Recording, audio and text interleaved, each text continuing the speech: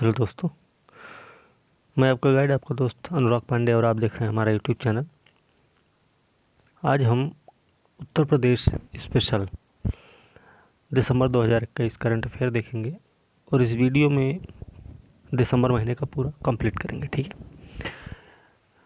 Content आप देख सकते हैं कि ये दृष्टि IAS जो कि दिल्ली की संस्था है उससे तैयार कर रहे हैं। वीडियो इम्पोर्टेंट है जो कि आपकी आने वाली जो परीक्षाएं हैं उनको ध्यान में रख के इसे तैयार किया गया है। परीक्षा में एक भी प्रश्न मिस ना हो, इस बात का ध्यान रखते हुए आप लोग वीडियो को पूरा ध्यान से सुने, हो सके तो नोट डाउन भी करें। इनकी PDF हम दे देंगे, शेयर करेंगे उसको, लेकिन फिर भी आप अगर नोट डाउन कर लेंगे तो ये आपके लिए बेनिफिट होगा और तत्काल रिवीजन भी हो जाएगा। ठीक है, तो बिना समय गंवाए हम शुरू करेंगे आज का वीडियो। और वीडियो को अंत तक ज़रूर देखें, वीडियो को लाइक शेयर कमेंट करें, साथ में चैनल को भी सब्सक्राइब कीजिए और देखते रहिए जिसमें हिस्ट्री, ज्योग्राफी, पॉलिटी, इकोनॉमिक्स के भी वीडियोज़ हैं चैनल पर, वो सब देखते रहिए। वो आपकी परीक्षाओं के लिए बहुत ही महत्वपूर्ण है। जैसे पिछली परीक्षाओं में अच्छा परफॉर्मेंस देखने को मिला है, UPSC pre 2021, UPPCS pre 2021, RO है ना, वैसे ही आने वाली परीक्षाओं में भी अच्छा खासा परफॉर्मेंस होगा। तो बिना समय गंवाए शुरू करेंगे हम आज का वीडियो और इसमें हम देखेंगे उत्तर प्रदेश से संबंधित। तो बागपत में मिला पृथ्वीराज चौहान के शासनकाल के दुर्लभ सिक्के मिले हैं भैया। बागपत जिला में हमारे गोरखपुर मेट्रो प्रोजेक्ट का फेज़ 1 का अप्रूवल मिल गया है। सहारनपुर में माँ शाकंभरी विश्वविद्यालय का शिलान्यास हुआ।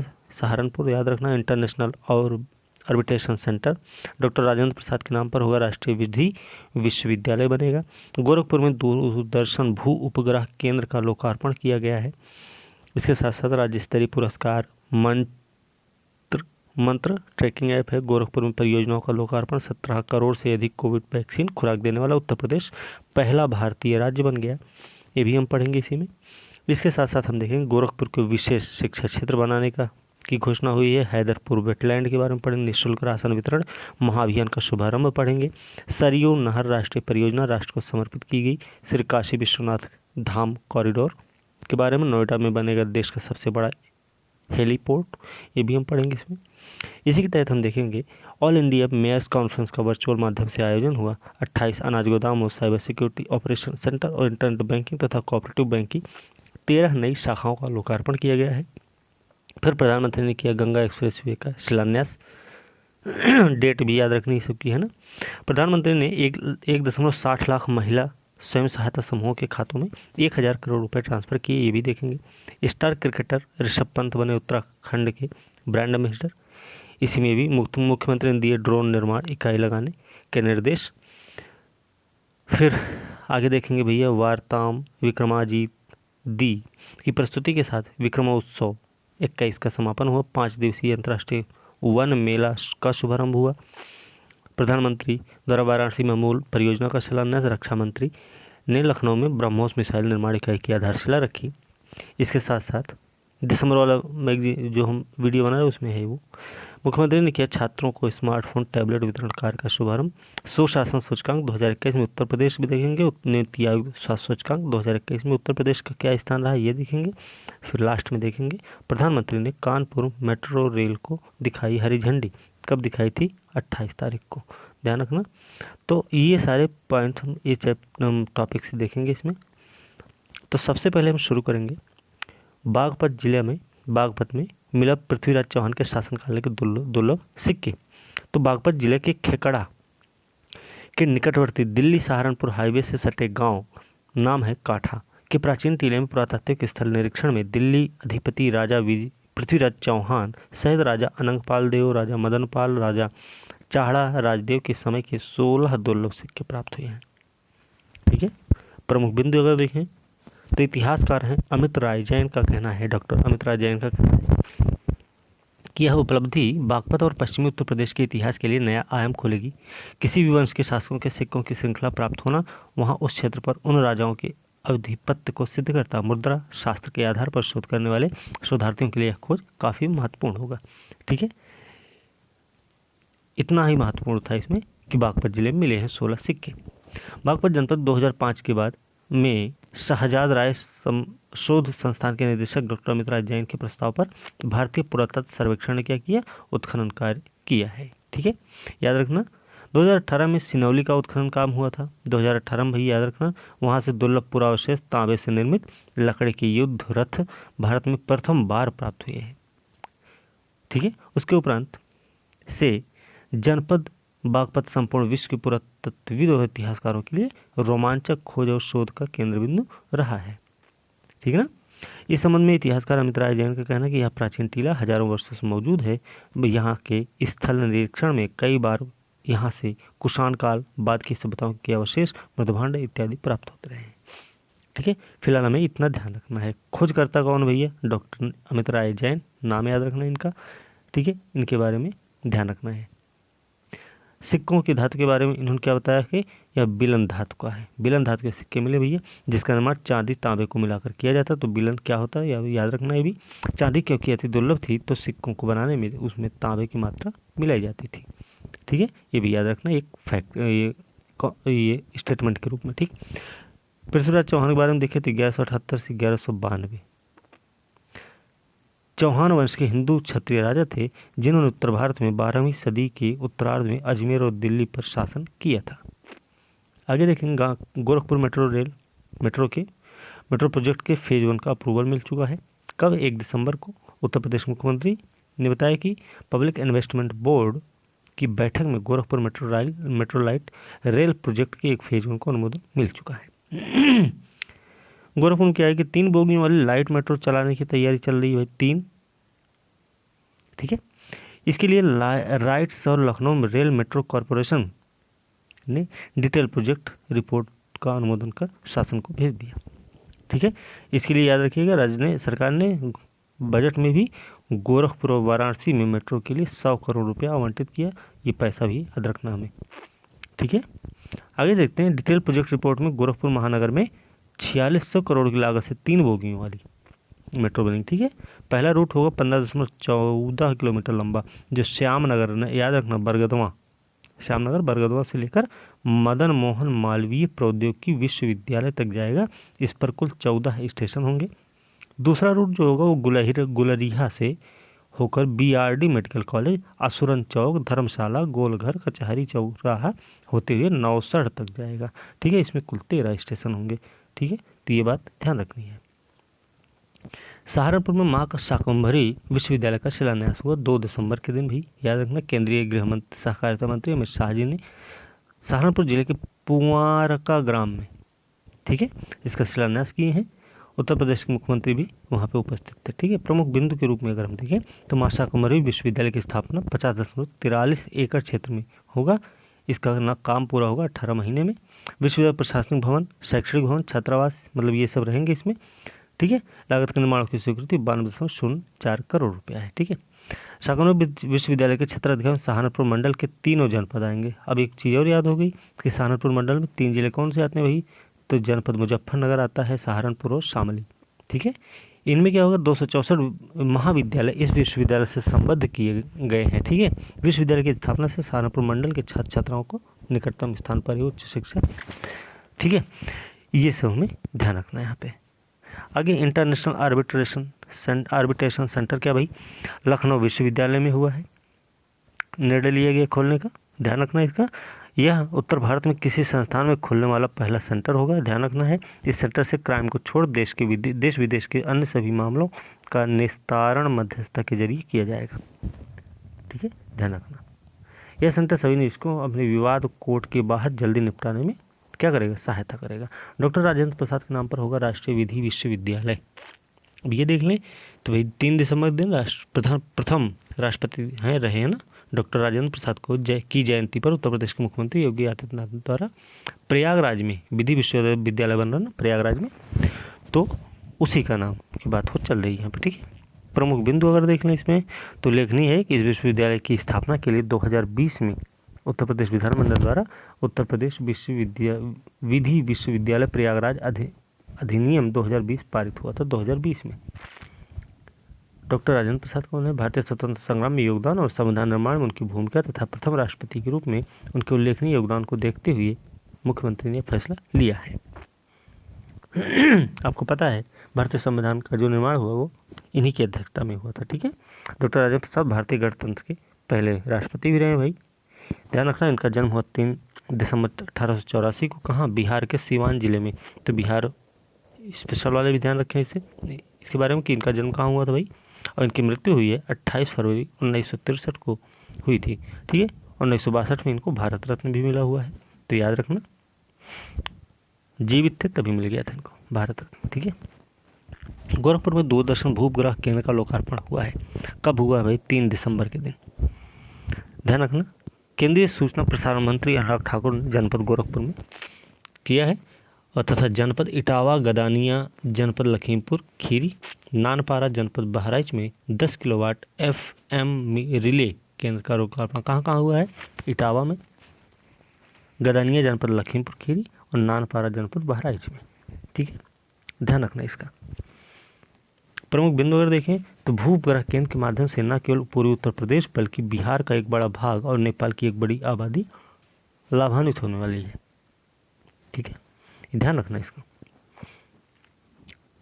ठीक है, गोरखपुर दूरदर्शन भूपग्रह केंद्र पर भोजपुरी भाषा में प्रसारण होगा, जिससे भोजपुरी रंगकर्मियों को भी एक मंच मिल जाएगा। जनपद इटावा के ट्रांसमीटर से 50 लाख लोगों को लाभ मिलेगा। ठीक है, इसके आगे देख लेंगे। इसके आगे देखेंगे तो जनपद लखीमपुर खीरी के गदानिया, जनपद बहराइच के नानपारा ट्रांसमीटर क्रमशः क्या 35 लाख 25 लाख लोगों को लाभ मिलेगा। ठीक है, और आने वाले समय में 3 और ट्रांसमीटर लगेंगे। कहाँ भैया? सुल्तानपुर में, रामपुर में और महाराजगंज में अगले 8 महीने में लगाए जाएंगे। ठीक है, हमें ध्यान रखना इसका। आगे देखते हैं राज्य स्तरीय पुरस्कार क्यों चर्चा में रहा। 3 दिसंबर को 2021 को भाई मुख्यमंत्री जी ने कहा कि विश्व दिव्यांग दिवस मनाया गया 3 दिसंबर को, याद रखना।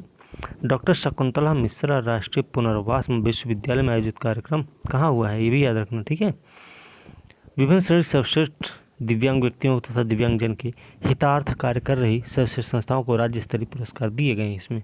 इस अवसर पर मुख्यमंत्री ने क्या किया कि भाई दिव्यांगजन सशक्तिकरण विभाग द्वारा संचालित विशेष विद्यालयों शैक्षणिक सत्र 2021 में हाई स्कूल इंटरमीडिएट परीक्षा में उत्कृष्ट अंकों के साथ उत्तीर्ण छात्र छात्राओं को सम्मानित किया गया है। ठीक है, तो ये भी हमें ध्यान रखना है इसमें ध्यान ये भी रखना है कि मुख्यमंत्री द्वारा कार्यक्रम में सर्वश्रेष्ठ दिव्यांग कर्मचारी का पुरस्कार किसको मिला है? अजय कुमार जो श्रवण बाधित है। ठीक है, नागेंद्र कुमार अस्थि बाधित हैं, नीतू द्विवेदी हैं दृष्टि बाधित, इनको मिला हुआ है। ठीक है, वहीं दिव्यांगजन हेतु सर्वश्रेष्ठ नियोक्ता, सर्वश्रेष्ठ प्लेसमेंट अधिकारी या एजेंसी का पुरस्कार किसको मिला है? कैपेबिलिटी फाउंडेशन, किसको? वाराणसी को। ठीक है, दिव्यांगजन के निर्मित कार्यरत सर्वश्रेष्ठ व्यक्ति का पुरस्कार मिला है डॉक्टर C तुलसीदास जो व्यावसायिक हैं, इरफाना तारिक हैं गैर व्यावसायिक हैं भाई।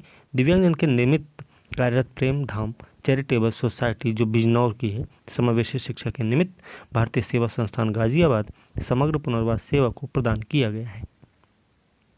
ठीक है, इसके साथ में प्रेरणा स्रोत का पुरस्कार प्रोफेसर मंगला कपूर जो अस्थि बाधित हैं, धीरज श्रीवास्तव श्रवण बाधित हैं, कुमारी जिया राय हैं मानसिक मंदित और सौरभ तिवारी दृष्टि बाधित को दिया गया।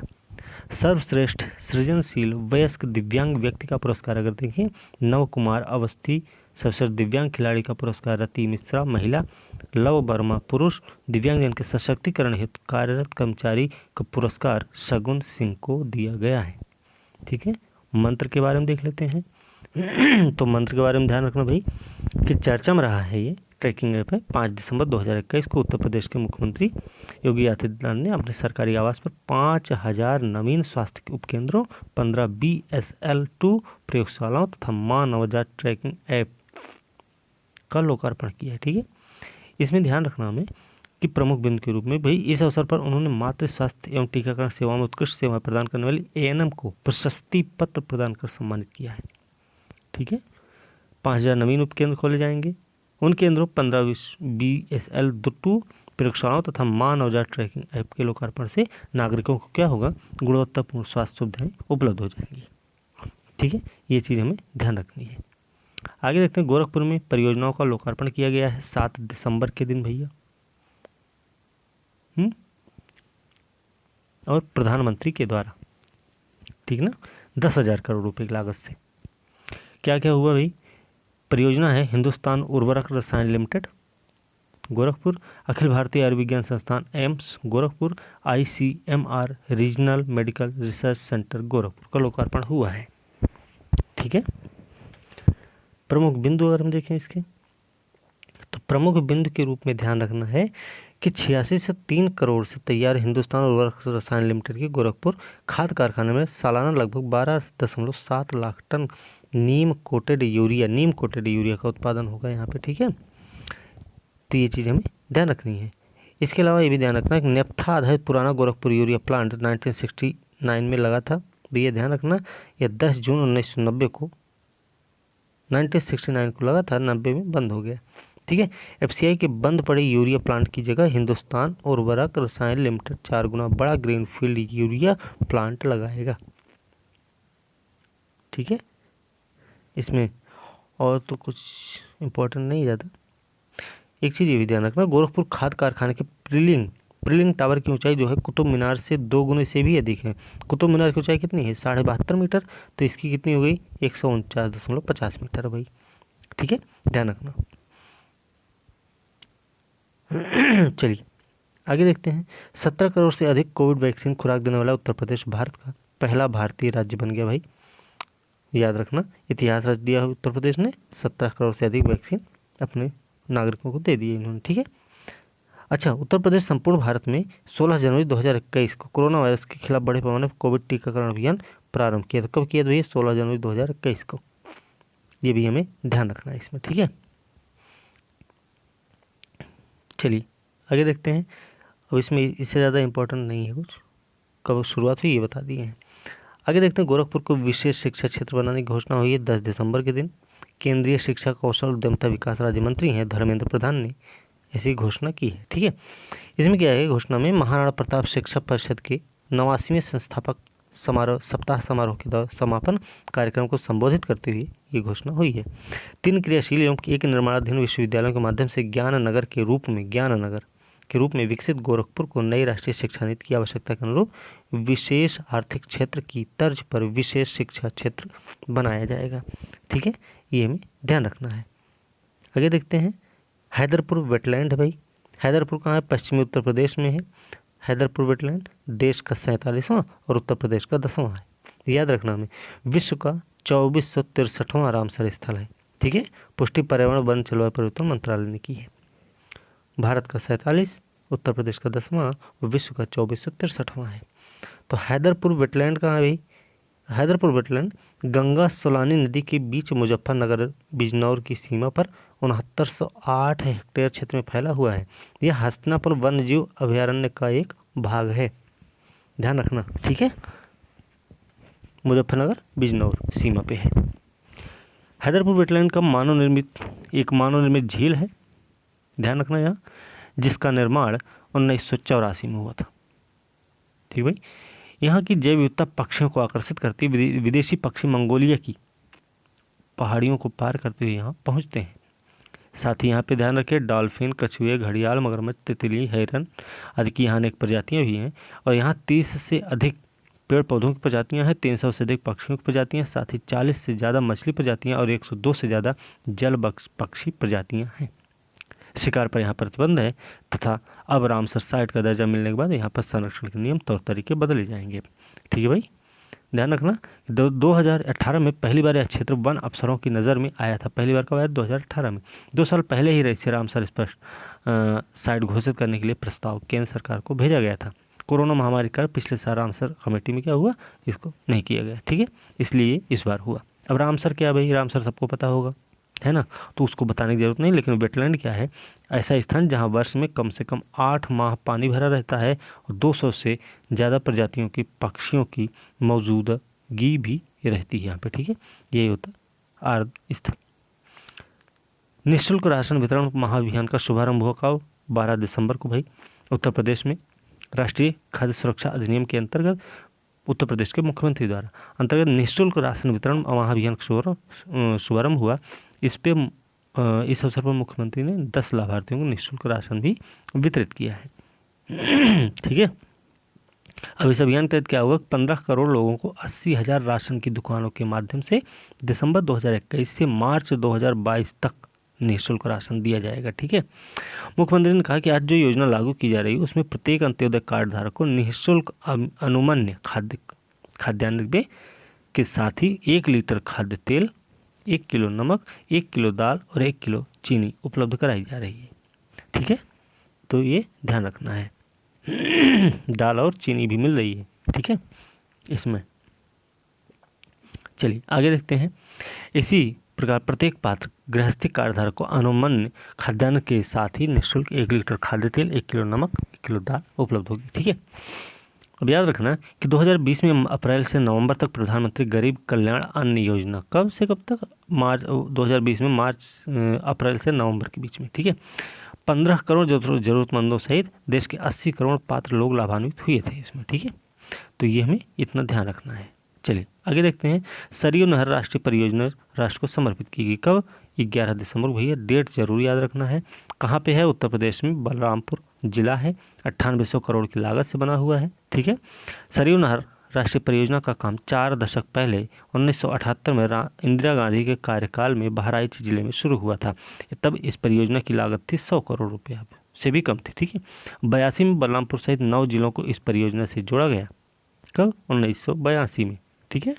इस परियोजना की लंबाई जो है वो है 318 किलोमीटर, जबकि 6623 किलोमीटर लंबी नहर प्रणालियों का निर्माण किया गया जो इस परियोजना से लिंक है। ठीक है। 2012 में इसे राष्ट्रीय परियोजना घोषित किया गया, ये भी हमें ध्यान रखना है। ठीक है। इससे एक चीज़ और याद रखना कि बहराइच, श्रावस्ती, बलरामपुर, गोंडा, सिद्धार्थनगर, बस्ती, संत कबीरनगर, गोरखपुर, महाराजगंज के 6227 गाँव के 30 लाख से अधिक किसान लाभान्वित होंगे।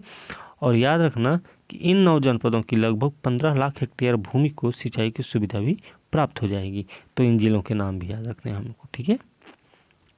चलिए आगे देख लेते हैं। इस परियोजना से क्या होगा कि इस क्षेत्र के किसान सब्जी बागवानी जैसी ये सब मतलब फसलें तो उगाएंगे ही ना, तो ये सब ठीक है, इसमें कुछ और नहीं देखना। ठीक है। चलिए आगे देखते हैं। श्री काशी विश्वनाथ धाम कॉरिडोर की बात करेंगे यहाँ पे हम, तो इसके बारे में देख लें। 13 दिसंबर 2021 को प्रधानमंत्री नरेंद्र मोदी ने उत्तर प्रदेश के जनपद वाराणसी में शिलापट्ट का अनावरण कर नव्य और भव्य श्री काशी विश्वनाथ धाम कॉरिडोर का लोकार्पण किया। यह कॉरिडोर वाराणसी के प्राचीन काशी विश्वनाथ मंदिर को सीधा गंगा घाट से जोड़ेगा। ठीक है। इसमें ध्यान रखना है, श्री काशी विश्वनाथ धाम के निर्माण में योगदान करने वाले श्रम साधकों पर पुष्प वर्षा कर उन्हें सम्मानित किया गया। ठीक है। ये चीज़ें हमें इसमें ध्यान रखनी है। यह मंदिर कॉरिडोर देख लेंगे तो केवल 3000 वर्ग फीट में पहले था, जो अब हो गया 5 लाख वर्ग फीट का। अब यहाँ मंदिर परिसर में 50 से 70 हजार श्रद्धालु आ सकेंगे। ठीक है। पहले बहुत छोटा था, बहुत बड़ा कर दिया गया इसका प्रांगण। ठीक है। मुख्यमंत्री ने कहा कि 1777 से 1780 में इंदौर की महारानी ज्योति अहिल्याबाई होलकर ने बाबा विश्वनाथ की पुनर्स्थापना में महती योगदान दिया और महाराजा रणजीत सिंह ने मंदिर को स्वर्ण मंडित कराया था। ठीक है। ग्वालियर की रानी ने भी मंदिर में अपना योगदान दिया है। तो किसने किसने योगदान दिया ये भी हमको ध्यान में रखना है। ठीक है। आगे देखेंगे। नोएडा में बनेगा देश का सबसे बड़ा हेलीपोर्ट। क्या भाई, नोएडा में बनेगा।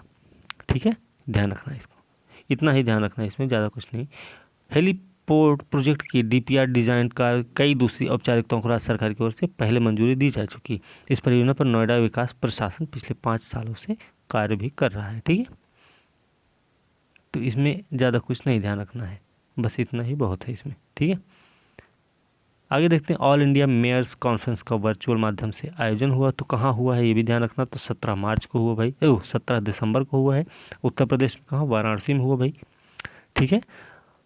और यह कॉन्फ्रेंस की पहली बैठक होगी, मेयर्स वाली, ऑल इंडिया मेयर्स की पहली बैठक होगी। और इसका शुभारंभ किया था किसने, प्रधानमंत्री नरेंद्र मोदी जी ने। ठीक है। इसमें ध्यान रखना है थोड़ा सा कि ऑल इंडिया मेयर्स कॉन्फ्रेंस नगरीय क्षेत्रों के विकास को आगे बढ़ाने की एक सुनिश्चित योजना का हिस्सा है। देश के विभिन्न क्षेत्रों से आए लगभग 120 महापौर व्यवस्थित विकास के इस मॉडल को समझकर अपने अनुभव को इस कॉन्फ्रेंस में साझा करते हुए विकास के सस्टेनेबल मॉडल को आगे बढ़ाने में अपना योगदान दे सकते हैं। ठीक है, तो इसमें ध्यान रखना है। शहरों को वाइब्रेंट इकोनॉमी का हब बनाना चाहिए। एक सामग्री प्रणाली विकसित की जानी चाहिए जहाँ एक पारिस्थितिकी तंत्र के लिए ऐसा कुछ मतलब विकसित हो, ठीक है, सभी सुविधाएं। याद रखना कि प्रधानमंत्री ने कहा कि उत्तर प्रदेश की एक जनपद एक उत्पाद स्वरोजगार को विकसित करने की एक महत्वपूर्ण योजना है। किसकी है? उत्तर प्रदेश की भैया, एक जनपद एक उत्पाद, ठीक है। इस योजना द्वारा जिले की परंपरागत कला, हस्तशिल्प, उद्यम कला को विशिष्ट पहचान और उसे उद्यम गतिविधियों से जोड़ने का काम किया जा रहा है, ठीक है। चलिए, प्रधानमंत्री ने महापौर क्या कहा कि सुगम भारत अभियान, सुलभ भारत अभियान के तहत शहरों में दिव्यांगों के अनुकूल सुविधाओं को विकसित किया जाए, ठीक है, तो ये भी ध्यान रखना है। आगे देखते हैं 28 अनाज गोदाम, cyber security, cooperation centre, internet banking, cooperative banking की 13 नई शाखाओं का लोकार्पण किया गया है। तो लोकार्पण कहाँ हुआ भाई? अब ये हमें थोड़ा ध्यान रखना है। तो कब हुआ भाई? सबसे पहली बात तो 17 दिसंबर 2021 को हुआ है। किसके द्वारा हुआ है? हमारे जो केंद्रीय गृह सहकारिता मंत्री हैं अमित शाह जी द्वारा, ठीक है। उत्तर प्रदेश राज्य भंडारण निगम द्वारा 28 अनाज गोदाम, उत्तर प्रदेश कोऑपरेटिव बैंक मुख्यालय पर cyber security, operation centre, internet banking, cooperative bank की 13 नई शाखाओं का लोकार्पण और नाबार्ड से वित्त पोषित 294 पैक्स में कंप्यूटराइजेशन कार्य का शुभारंभ किया गया है, ठीक है। इसमें ज़्यादा इम्पोर्टेंट ये है कि केंद्रीय गृह सहकारिता मंत्री ने कहा कि उत्तर प्रदेश राज्य भंडारण निगम द्वारा 28 नए गोदाम बनाए जाएंगे। कहाँ कहाँ? यहाँ 1.5 लाख मीट्रिक टन अनाज की वैज्ञानिक तरीके से भंडारण की व्यवस्था होगी। तो इसके तहत कौन कौन से जिले हैं भाई? 28 है, तो पीलीभीत, मिर्जापुर, बस्ती, बहराइच, सिद्धार्थनगर, अमरोहा, बिजनौर, रामपुर, महोबा, हमीरपुर, जालौन, झांसी, बदायूं, बरेली, महाराजगंज, भदोही, कानपुर नगर, कानपुर देहात, कौशाम्बी, फतेहपुर, ठीक है। उत्तर प्रदेश कोऑपरेटिव बैंक की 13 नई शाखाएं कौन कौन सी? फतेहपुर है, कानपुर देहात, औरैया, कन्नौज, मथुरा, गौतम बुद्ध नगर, हापुड़, अमरोहा, संभल, अमेठी, अंबेडकर नगर, गोरखपुर और महाराजगंज का उद्घाटन किया गया है, ठीक है। मुख्यालय का भी लोकार्पण हुआ है। कृषि प्रशिक्षण संस्थान हब, नाबार्ड के वित्त पोषण से प्रदेश के लगभग 300 पैक्स में कंप्यूटराइजेशन का कार्य हुआ। पैक्स में कंप्यूटराइजेशन से क्या होगा? भ्रष्टाचार की संभावनाएं जो है समाप्त हो जाएंगी, ठीक है, ध्यान रखना इसका।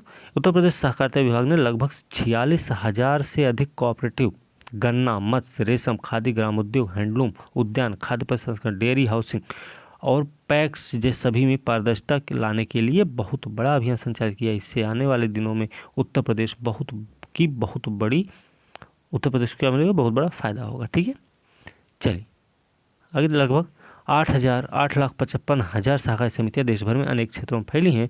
ये समितियां छोटे छोटे लोगों को जोड़कर बहुत बड़ा कार्य कर रही हैं। लिज्जत पापड़, नाम याद रखना, अमूल दूध, इफ्को, क्रिवको, ये सब, ठीक है। प्रधानमंत्री ने किया गंगा एक्सप्रेस वे का शिलान्यास। कब किया भाई? ये ध्यान रखना है, 18 दिसंबर को हुआ है। कहाँ पे किए? शाहजहांपुर में किए, ठीक है। गंगा एक्सप्रेस वे उत्तर प्रदेश के मेरठ से प्रयागराज तक जाएगा, 12 जिलों से होकर गुजरेगा। ये हम बता चुके पहले भी, 594 किलोमीटर लंबा है, ठीक है। बिजौली गांव के पास, मेरठ के बिजौली गांव के पास जहां NH 334 है, शुरू होगा, प्रयागराज के जुदापुर डांडू गांव NH 19 के पास खत्म हो जाएगा। इसके बनने के बाद क्या हो जाएगा? दिल्ली से प्रयागराज के बीच की यात्रा में लगने वाला जो 10 से 11 घंटे का समय था वो हो जाएगा 6 से 7 घंटे का, ठीक है। चलिए, ये 12 जिलों के बारे में हम पहले भी बता चुके हैं, फिलहाल इसको बताने की ज़रूरत हमें नहीं है। पूर्वांचल एक्सप्रेसवे के बारे में भी बात हो चुकी है हमें, ठीक है ना, तो ध्यान रखना है इसका। चलिए आगे देखते हैं। प्रधानमंत्री ने 1,60,000 महिला स्वयं सहायता समूहों के खातों में 1,000 करोड़ रुपए ट्रांसफर किए हैं। कब किए हैं भाई? 22 दिसंबर के दिन, ठीक है, ध्यान रखना। प्रयागराज में संगम के पास परेड ग्राउंड में स्वयं सहायता समूह 2 लाख से अधिक महिला प्रतिनिधियों को संबोधित किया इन्होंने। उसके बाद 1,60,000 महिला स्वयं सहायता समूह के खातों में क्या किए? 1,000 करोड़ रुपए ट्रांसफर किए हैं। इस मौके पर प्रधानमंत्री ने प्रयागराज में इस मातृशक्ति महाकुंभ में 43 जिलों के 202 टेक होम राशन प्लांट की नींव भी रखी।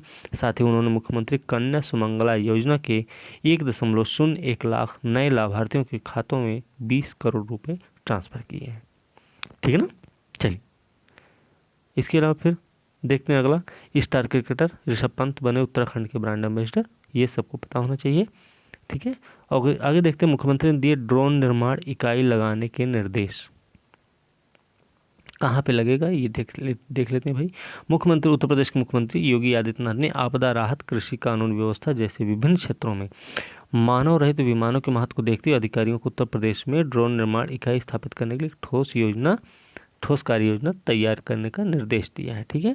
और लखनऊ में वरिष्ठ अधिकारियों की बैठक की अध्यक्षता करते हुए उन्होंने अधिकारियों को ड्रोन के उपयोग पर विनियमों, इनकी चार्ट करने और राज्य के गाँव शहरों के समृद्ध इतिहास को संकलित करने की योजना बनाने के भी निर्देश दिए हैं। ठीक है। तो इसमें याद रखना कि प्रशिक्षण संस्थाओं, औद्योगिक प्रशिक्षण संस्थाओं में ड्रोन तकनीक पर सर्टिफिकेट डिप्लोमा कोर्स शुरू करने का भी प्रस्ताव रखा, जिसके लिए क्या होगा, भारतीय प्रौद्योगिकी संस्थान कानपुर से आवश्यक मदद ली जाएगी। ठीक है। तो हमें ये भी ध्यान रखना है। चलिए आगे देखते हैं। वार्ताम विक्रमादित्य की प्रस्तुति के साथ विक्रम उत्सव 21 का समापन हुआ है। तो भैया 22 दिसंबर को याद रखना समापन हुआ है, औपचारिक समापन हुआ। कहाँ पे? तो भाई महाराजा विक्रमादित्य शोधपीठ का प्रतिष्ठा आयोजन 3 दिवसीय था। ठीक है। इसमें भारी ठंड के बीच भी 3 दिन नाट्य प्रस्तुति को देखने के लिए बड़ी संख्या में कला सिखों की भागीदारी दिखी है। ठीक है। इसमें याद रखना है कि विक्रमोत्सव 2021 प्रथम दिन महानाट्य सम्राट विक्रमादित्य की प्रस्तुति रंग निर्देशक संजीव मालवीय के निर्देशन में हुई। ठीक है, ध्यान रखना इसको। इस कड़ी में दूसरी प्रस्तुति मालवा की माच शैली में खेल माच का राजा विक्रम की प्रस्तुति पंडित ओम प्रकाश शर्मा के निर्देशन में हुई। ठीक है। और अंतिम प्रस्तुति रही भैया वार्ताम विक्रमादित्य दी वरिष्ठ नाट्य निर्देशक हैं राजीव सिंह की प्रस्तुति में पंजाबी लोक गीतों के में विक्रमादित्य को खूबसूरत ढंग से प्रस्तुत भी किया गया। ठीक है। अब महाराजा विक्रमादित्य शोधपीठ के निर्देशक हैं श्री राम तिवारी। क्या बताए कि विक्रम उत्सव अब देश के प्रमुख शहरों जैसे अयोध्या, पटना, बनारस, आगरा, मथुरा, चंडीगढ़, पुणे, जयपुर, दिल्ली, बेंगलुरु में आयोजित किया जाएगा। साथ ही भारत विक्रम शीर्षक से भारत उत्कर्ष एवं नव जागरण पर केंद्रित व्याख्यान माला देश के प्रमुख शहरों में भी आयोजित किए जाने की योजना है। ठीक है। आगे देखते हैं। 5 दिवसीय अंतर्राष्ट्रीय वन मेला का शुभारंभ हुआ है। 5 दिवसीय 22 दिसंबर को हुआ है शुभारंभ। मध्य प्रदेश के मुख्यमंत्री शिवराज सिंह चौहान ने कहा कि भोपाल में की भाई लाल परेड मैदान में 5 दिवसीय। ठीक है। ये 26 दिसंबर तक चलेगा, खत्म हो गया होगा है ना, अब तो जनवरी चल रही है ना। तो इसका आयोजन मध्य प्रदेश राज्य लघु वन उपज संघ द्वारा किया जा रहा है। थीम रही है इसकी थीम रही वन मेला का की थीम रही लघु वन उपज से स्वास्थ्य सुरक्षा। ठीक है, हमें ये ध्यान रखना है क्या इसकी थीम रही है। ठीक है। इसके आयोजन का मुख्य उद्देश्य क्या था कि वन उत्पाद से जुड़े हितग्राहियों को बेहतर बाजार वन उपज का अधिक से अधिक मूल्य दिलवाना है। इसमें भूटान, नेपाल, बांग्लादेश, श्रीलंका के विषय विशेषज्ञ आभासी तरीके से भाग लिए। ठीक है ना। चलिए आगे देखते हैं। प्रधानमंत्री द्वारा वाराणसी में अमूल परियोजना का शुभारंभ शिलान्यास हुआ भाई किया गया है। 23 दिसंबर को हुआ है। 475 करोड़ की लागत से बना है। ठीक है। बनास काशी संकुल परियोजना है का शिलान्यास हुआ। डेयरी उत्पादों की गुणवत्ता और सुरक्षा सुनिश्चित करने के लिए प्रधानमंत्री ने प्रमाणन चिन्ह डेयरी मार्क भी लॉन्च किया और डिजिटल माध्यम से बनास डेयरी से जुड़े 1,70,000 किसानों के खातों में 35 करोड़ रुपए की बोनस धनराशि भी अंतरित की इन्होंने। ठीक है। इस अवसर पर श्वेत क्रांति पर आधारित एक वृत्त चित्र भी प्रस्तुत किया गया जिसमें प्रदेश में चल रही परियोजना और संकल्पना का खाका खींचा गया है। तो भैया कहाँ पे हुआ है? वाराणसी में। ठीक है, ये हमें ध्यान रखना है। चलिए आगे देखते हैं। रक्षा मंत्री ने लखनऊ में ब्रह्मोस मिसाइल निर्माण इकाई की आधारशिला रखी है। लखनऊ में रखी भाई, याद रखना 26 दिसंबर के दिन। रक्षा मंत्री कौन है? राजनाथ सिंह जी हैं। ठीक है। ब्रह्मोस भारतीय सेना के लिए अगली पीढ़ी की सुपरसोनिक मिसाइल विकसित करने हेतु भारत के रक्षा अनुसंधान विकास संगठन तथा NPOM रूस के बीच संयुक्त उद्यम है ये। ठीक है। ब्रह्मोस परियोजना से 5500 नए रोजगारों के अवसर पैदा होने का अनुमान है, जबकि सहायक आपूर्ति श्रृंखला अतिरिक्त 10,000 रोजगार पैदा करेगी। ठीक है। आगे देखते हैं। मुख्यमंत्री ने किया छात्रों को स्मार्टफोन टैबलेट वितरण कार्य का शुभारंभ किया भाई। कब किए? 25 दिसंबर से। ठीक है। 25 दिसंबर को उत्तर प्रदेश के योगी आदित्यनाथ ने राज्य के युवाओं को सशक्त बनाने की एक अन्य पहल में पूर्व प्रधानमंत्री अटल बिहारी वाजपेयी की जयंती पर इनकी जयंती मनाई जाती है 25 दिसंबर को। 1 करोड़ मुफ्त स्मार्टफोन टैबलेट के वितरण कार्य का शुभारंभ इन्होंने किया है। ठीक है। लखनऊ के भारत रत्न रहे अटल बिहारी वाजपेयी इन इकाना स्टेडियम में अंतिम वर्ष के छात्रों को 1 लाख स्मार्टफोन और टैबलेट दिया गया। इस कार्यक्रम में राज्य के हर जिले में से बड़ी संख्या में छात्र छात्राएं शामिल हुए। इन स्मार्टफोन टैबलेट के जरिए उन्हें न सिर्फ पढ़ाई का कंटेंट मिलेगा बल्कि रोजगार से जुड़ी जानकारियाँ भी दी जाएंगी। ठीक है। चलिए, इस अवसर पर याद रखना कि मुख्यमंत्री ने डिजी शक्ति पोर्टल और डिजी शक्ति अध्ययन ऐप का भी शुभारंभ किया है। ठीक है। डिजी शक्ति पोर्टल और डिजी शक्ति अध्ययन ऐप किसका है? उत्तर प्रदेश। ठीक है।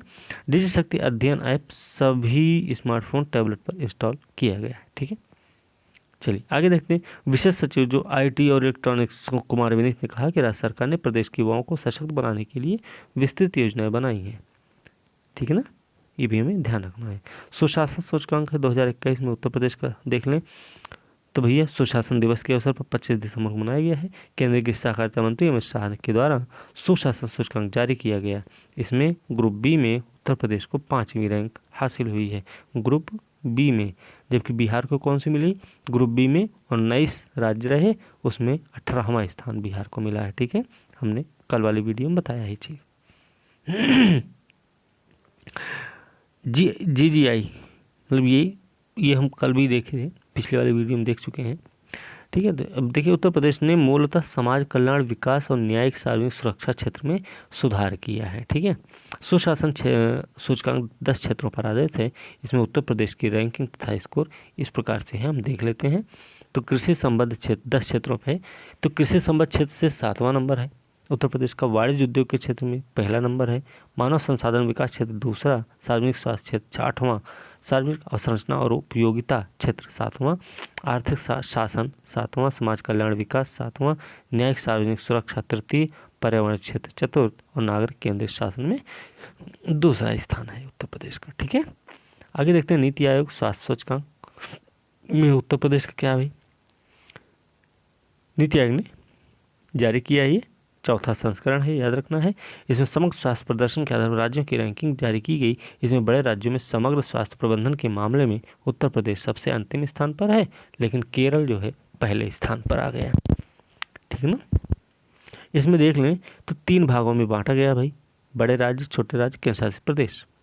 तो छोटे राज्यों में मिजोरम सबसे अच्छा प्रदर्शन किया, जबकि नागालैंड सबसे नीचे चला गया छोटे राज्यों में। इस रिपोर्ट के अनुसार क्या होगा, केंद्र शासित प्रदेशों में चंडीगढ़ शीर्ष पर रहा, उसके बाद दादरा नगर हवेली है दूसरे और तीसरे पर दिल्ली है। ठीक है, तो ये भी ध्यान रखना हमें। बड़े राज्यों में समग्र स्वास्थ्य के मामले में देख लें तो उत्तर प्रदेश का स्कोर रहा 19 राज्यों में अंतिम स्थान पर, समग्र स्कोर देखेंगे। हालांकि आधार वर्ष 18-19 से संदर्भ वर्ष 19-20 की में उच्चतम वृद्धिशील परिवर्तन दर्ज करके वृद्धिशील प्रदर्शन के मामले में उत्तर प्रदेश शीर्ष पर हो गया है। ठीक है। बड़े राज्यों में समग्र स्वास्थ्य प्रदर्शन के मामले देखें तो केरल पहले नंबर पाएगा, तमिलनाडु दूसरे पर और तीसरे पर तेलंगाना है। ठीक है। नीति आयोग का स्वास्थ्य सूचकांक एक भारित समग्र स्कोर है जिसमें स्वास्थ्य प्रदर्शन के प्रमुख पहलुओं को शामिल करते हुए 24 संकेतक शामिल हैं इसमें। फिर इसी के साथ लास्ट में देख लेंगे, प्रधानमंत्री ने कानपुर मेट्रो रेल को दिखाई हरी झंडी। तो कब दिखाई भैया, इसका उद्घाटन हुआ है 28 दिसंबर को। ठीक है, मतलब हरी झंडी दिखाई गई है 28 दिसंबर को। कानपुर मेट्रो रेल परियोजना के बन चुके इस सेक्शन का उद्घाटन किया गया। मुख्यमंत्री योगी आदित्यनाथ और केंद्रीय मंत्री हरदीप सिंह पुरी के साथ मेट्रो की सवारी की इन्होंने। ठीक है, इसमें ध्यान रखना है क्योंकि मुख्यमंत्री योगी आदित्यनाथ के साथ प्रधानमंत्री ने कई नई कानपुर मेट्रो रेल ट्रेन से IIT कानपुर से मोती झील तक 9 किलोमीटर लंबे खंड का निरीक्षण करने के लिए यात्रा की थी। कानपुर में मेट्रो रेल परियोजना की कुल लंबाई 32 किलोमीटर है, 11,000 करोड़ लागत है। कानपुर मेट्रो देश में सबसे तेजी से बनने वाला मेट्रो प्रोजेक्ट हो गया। ठीक है, योगी आदित्यनाथ की सरकार ने 15 नवंबर 2019 को कानपुर मेट्रो परियोजना का निर्माण कार्य शुरू किया। 2 साल में से भी कम समय 10 नवंबर 2021 को 9 किलोमीटर की लंबाई वाले कानपुर IIT से मोती झील के कॉरिडोर का ट्रायल रन किया गया। ठीक है, तो हमें ये भी ध्यान रखना है। इसमें ध्यान ये भी रखना है कि प्रधानमंत्री नरेंद्र मोदी ने इससे पहले IIT कानपुर के 54वें दीक्षांत समारोह में भी भाग लिया। इस बार दीक्षांत समारोह में सभी छात्रों को नेशनल ब्लॉकचेन प्रोजेक्ट के तहत संस्थान के ही बनाए गए ब्लॉकचेन टेक्नोलॉजी से डिजिटल डिग्री दी गई। इस डिजिटल डिग्रियों को पूरे विश्व में कहीं भी सत्यापित किया जा सकता है। ठीक है, इन डिग्रियों के साथ फर्जीवाड़ा नहीं किया जा सकता। कानपुर दौरे के दौरान प्रधानमंत्री ने 1500 करोड़ रुपए की अधिक की लागत से बिछाई गई बीना पनकी बहु उत्पाद पाइपलाइन का भी उद्घाटन किया। इन्होंने 356 किलोमीटर लंबी इस परियोजना की क्षमता कितनी है, तो याद रखना 3.45 मिलियन मीट्रिक टन प्रतिवर्ष। मध्य प्रदेश में बीना रिफाइनरी है, सबको पता है, से लेकर कानपुर नगर में पनकी तक फैली इस परियोजना से क्षेत्र में बीना रिफाइनरी से पेट्रोलियम उत्पादों के परिवहन में क्या मिलेगी, मदद मिलेगी। तो ठीक है भाई, ये हो गया दिसंबर 2021 का करंट अफेयर यूपी स्पेशल का। ठीक है, अब इसमें बस इतना ही है, इसके आगे अब कुछ है नहीं इसमें। तो ये वीडियो पूरी कंप्लीट हो चुकी है। इसमें आप इसको ध्यान से देखेंगे और पूरी वीडियो ध्यान से सुनिए, अंत तक वीडियो ज़रूर देखा करिए भाई, उससे बेनिफिट बहुत मिलने वाला है। ठीक है, तो महत्वपूर्ण है वीडियो, इसलिए हम बोल रहे हैं। और अच्छे से वीडियो देखिए, बढ़िया से पढ़ाई करिए आप लोग। और वीडियो अच्छी लगे तो भाई लाइक शेयर कमेंट जरूर करिएगा, साथ में चैनल को भी सब्सक्राइब कीजिएगा। ठीक है, इसी के साथ आज की वीडियो हम यहीं पे समाप्त करेंगे। अगली वीडियो के साथ हम कल मिलते हैं, तब तक के लिए धन्यवाद।